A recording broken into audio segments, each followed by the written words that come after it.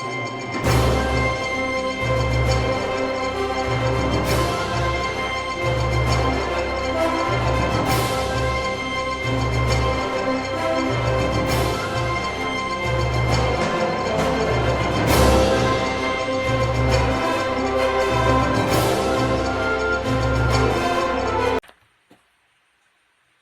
selamat malam pemirsa. Saya Lydia Herani kembali menjumpai Anda dalam Breaking News Petang.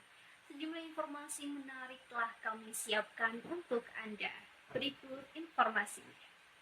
Pemirsa, pada Kamis kemarin, tepatnya pada tanggal 28 November, mahasiswa KPI 5D melaksanakan pembelajaran mata kuliah teknik reportase dan investigasi berita. Pembelajaran ini diampu langsung oleh Bapak Dr. Adi Kusuma SIKOM MIKOM dan dilakukan dalam format diskusi kelompok. Pada kesempatan tersebut kelompok saya, yaitu kelompok 7 bersama rekan-rekan saya, Syifa, Jahra, Hasan, dan Yusuf, turut menyampaikan materi tentang jurnalisme di Indonesia dan dunia. Peran vital jurnalisme investigasi dalam memperkuat demokrasi.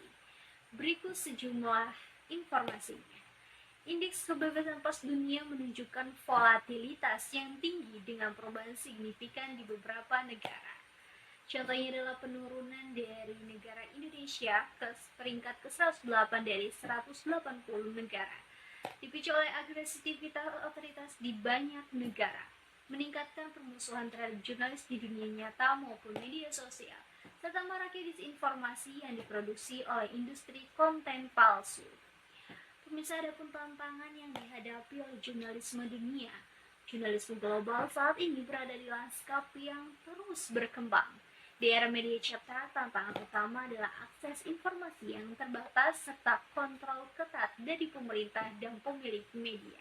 Sementara di era digital, ancaman disinformasi, intimidasi hukum, dan ancaman cyber telah menjadi tantangan baru yang harus dihadapi. Pemirsa, kita beralih ke kondisi jurnalisme di Indonesia. Indeks kebebasan pers Indonesia pada tahun 2023 berada di peringkat ke-108 dari 180 negara. Meskipun masuk kategori cukup bebas, tekanan politik, disinformasi, dan kekerasan terhadap jurnalis masih menjadi tantangan besar.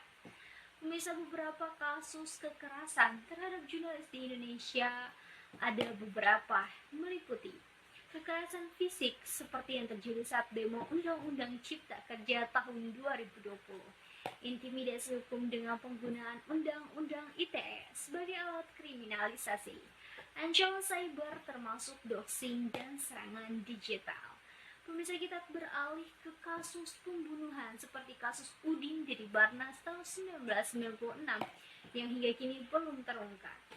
Pemirsa, ada pun peran vital jurnalisme investigasi dalam demokrasi. Berikut informasinya. Jurnalisme investigasi memegang peranan penting dalam membongkar hal-hal yang tersembunyi dan sering kali memiliki risiko yang sangat tinggi. Sebagai bentuk jurnalistik tingkat tertinggi, investigasi memerlukan keahlian mendalam, keberanian, dan komitmen tinggi terhadap transparansi dan akuntabilitas. Contoh ikonik dari jurnalisme investigasi di dunia ialah skandal Watergate di Amerika Serikat yang diungkap oleh Carl Bernstein dan Bob Woodward. Di Indonesia, contoh lainnya adalah investigasi Tempo mengenai penambangan nikel tanpa izin yang digunakan untuk mencuci material mentah secara ilegal. Dampak jurnalisme investigasi meliputi meningkatkan transparansi, mendorong akuntabilitas, penguatan demokrasi, perubahan kebijakan, serta perlindungan hak asasi manusia. Pemirsa, berikut demikian Breaking News petang kali ini. Saya Lydia Herani dan seluruh kru yang bertugas mengucapkan terima kasih atas perhatian Anda. Sampai jumpa pada program berita berikutnya. Selamat malam. Bye-bye.